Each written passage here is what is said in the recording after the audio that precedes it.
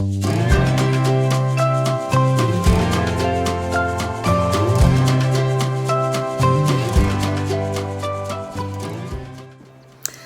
my name is Marissa. I'm a neurological physical therapist in an outpatient setting in Salt Lake City, Utah, and I'm a certified stroke rehab specialist and vestibular competency trained.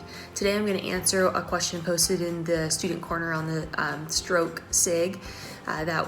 Question was, how do you recommend communicating with patients who have expressive or receptive aphasia?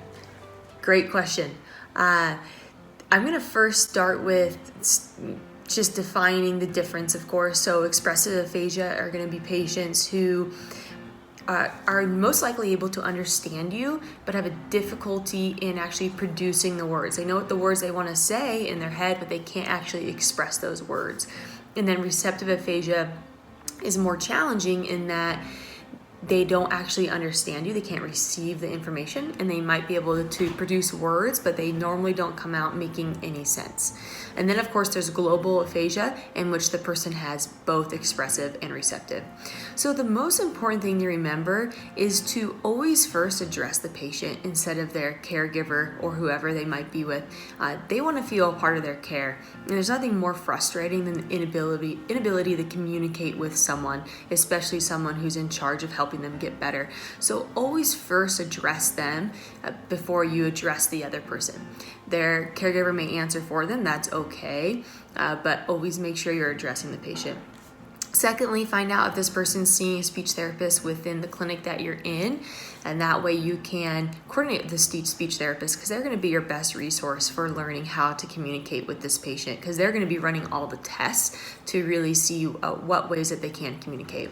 So when it comes to expressive aphasia, you first want to see, normally this patient relies on a couple of words or a couple of statements that they have learned how to say. A lot of times they know yes or no, but you want to make sure they're clear on yes or no. So whether that be via thumbs up or thumbs down for yes or no, whether you're writing it out for them, you want to make sure they understand the difference. And then a great way to talk with them is more giving leading questions. So by that I mean giving them questions where they can answer with one word answers, like yes or no. But you always want to give them the time to answer as well.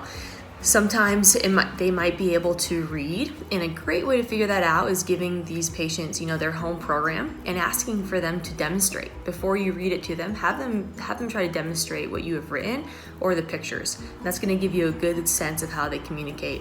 You also should always take time at the beginning of each session, maybe in those first couple sessions, to just talk with this person.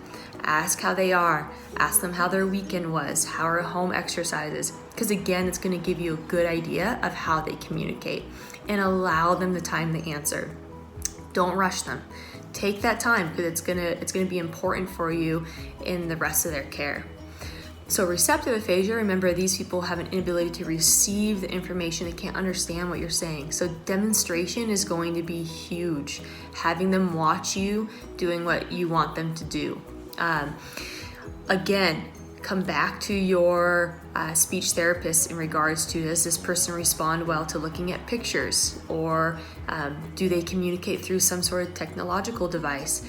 Does demonstration, is it good for them? Can they actually see what you're doing? So your speech therapist is going to be huge, and then just trial and error of figuring out what's going to be the best way to communicate. And I promise you, you're going to find a way to communicate with this person. You might get frustrated, but they're going to be the most frustrated. So again, just give them time to be able to listen to you and try and show you what they think that you're asking them to do.